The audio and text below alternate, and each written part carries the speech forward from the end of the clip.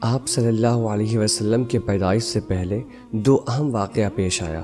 پہلا زمزم کا کنواں کھودنے کا واقعہ اور دوسرا واقعہ فیل۔ پہلے ہم زمزم کا کنواں کھودنے کا واقعہ کو جان لیتے ہیں۔ اسماعیل علیہ السلام کے بعد کئی صدی تک زمزم کا کنواں بند پڑ گیا تھا، یا کہیں تو اس کنویں کا نام و نشان مٹ چکا تھا۔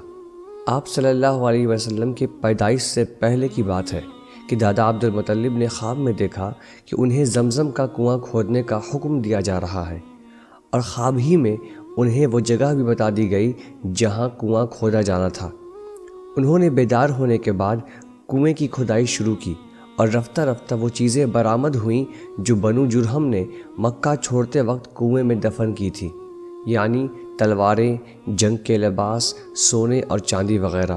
کھدائی کے درمیان یہ بھی واقعہ پیش آیا کہ جب زمزم کا کنواں نمودار ہوا تو قریش نے عبد المطلب سے جھگڑا شروع کیا اور کہنے لگے کہ ہمیں بھی کھدائی میں شریک کر لو اور ان سے حاصل ہونے والی چیزوں کا مجھے بھی حصہ دو۔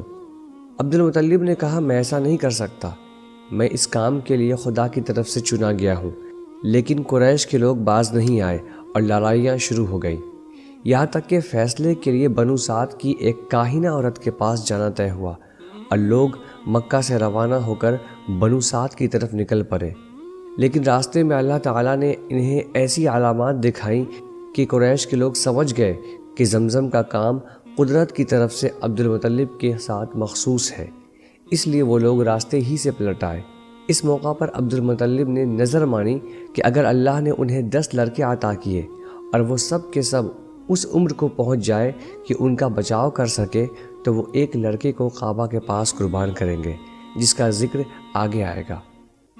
دوسرا واقعہ یعنی واقعہ فیل، جس کا خلاصہ یہ ہے کہ ابرہہ جو یمن کا بادشاہ تھا، اس نے جب دیکھا کہ پورا عرب خانہ کعبہ کا حج کرتے ہیں تو صنعاء میں جو ایک جگہ کا نام ہے وہاں ایک بڑا کلیسا یعنی ایک عبادت گاہ تعمیر کیا اور چاہا کہ عرب کا حج اسی کی طرف پھیر دے۔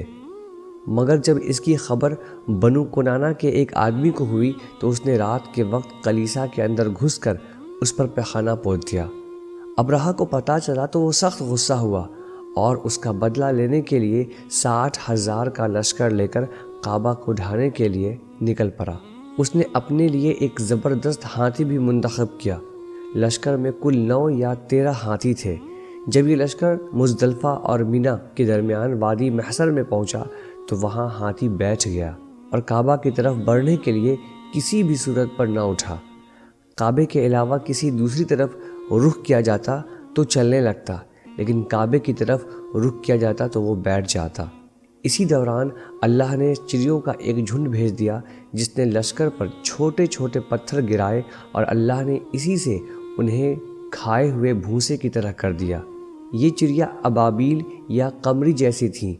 ہر چڑیا کے پاس 3 کنکریاں تھیں، ایک چونچ میں اور 2 پنجوں میں۔ کنکریاں چنے جتنی چھوٹی تھیں، مگر جس کو لگ جاتی تھی اس کا جسم کٹنا شروع ہو جاتا تھا اور وہ مر جاتا تھا۔ یہ کنکریاں ہر آدمی کو نہیں لگتی تھی، لیکن لشکر میں ایسی بھگدڑ مچی کہ ہر شخص ایک دوسرے کو رونتا، کچلتا، گرتا پڑتا بھاگ رہا تھا۔ ادھر ابرہہ پر اللہ نے ایسی آفت بھیجی کہ اس کا جسم جھڑنے لگا اور صنعاء پہنچتے پہنچتے چوزے جیسا ہو گیا۔ پھر اس کا سینہ پھٹ گیا، دل باہر نکل آیا اور وہ تڑپ تڑپ کر مر گیا۔